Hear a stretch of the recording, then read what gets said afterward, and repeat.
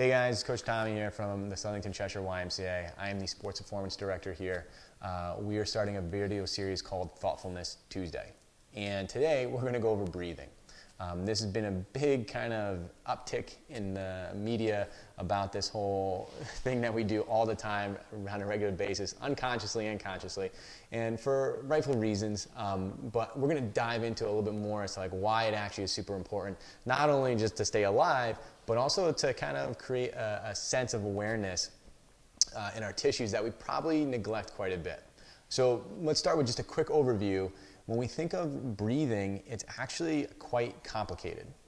We should have this pathway that we use all the time, which is our nose, to get air in, all right? And then this rib cage that houses our lungs should expand in 3 dimensions, all right? So we don't typically want belly breathing, and we don't want this very high chest breathing. It's more of this kind of everything kind of inflates and goes in different directions.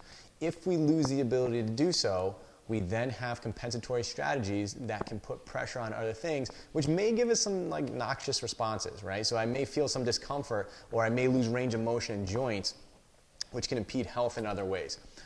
So there's a kind of a lot to it, and we have to be mindful that it's not sometimes as simple as people make it out to be. Or, you know, they say there's one strategy where really there's kind of multiple ones depending on what we're looking at. So the first thing all we want to be able to do is actually figure out, well, where do I fit on the spectrum, okay? Because there is no like one right way or wrong way. It's more of where do you already start. So for me, I am more of a exhaled kind of person in that my rib cage kind of is a little bit more narrow, all right, in that we'll look at this infrasternal angle, right? So right where the rib starts to split, I can get my hands in there, and you can see it's kind of closed, right? Very different from something that might be a wide, that might look like this, where now I'm out to the side, all right? But the big important piece is, can I get it to open and close when I breathe in and out? So if I have my hands in here kind of following the outline and I take a breath in, it opens up, and when I exhale,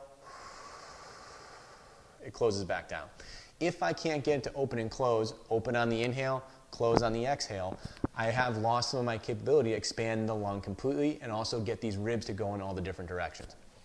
All right? Not the end of the world, but it's something that'll then drive kind of certain muscle tension relationships, and I may feel kind of like, oh man, my shoulder doesn't move as well as it should, or my hip doesn't move as well as it should, and that's kind of our first starting point. All right? We'll start with, if I have a wide ISA, I'm going to use a really big exhale on some of these breathing drills we're going to do in 2 seconds. All right? So that means in through the nose, and then a big where I force all the air out. If I have a narrow ISA, I'm going to use a softer exhale. So I still want to get all the air out. It's just more of like a sigh, okay? And our inhale should be kind of silent. So it's nice, smooth. All right, I don't need to suck all the air out of the room.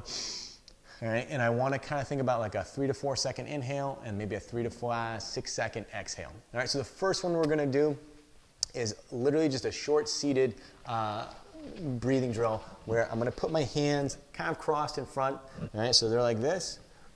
I'm going to squeeze in between my knee. All right, I'm going to push my upper back to the ceiling a little bit. I'm going to bring my chin back, and I'm going to tuck my tailbone. And I'm just going to take a breath in.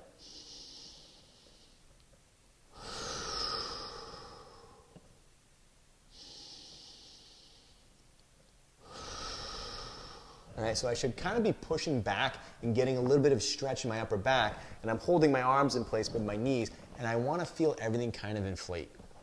All right, the next one is a 90-90 breathing position, okay? So we just worked on getting air into that upper back space. Now we're going to work on getting air down into like that back pelvis area by lying on the floor. We're going to find something that could be a chair.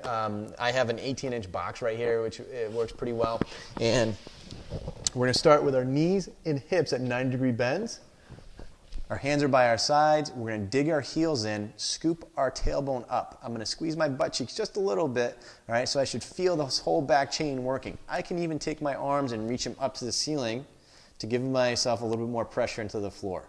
And I'm just going to hold this and breathe in through the nose and exhale. In through the nose and exhale. all right? And what I should feel is the back of my legs doing some work.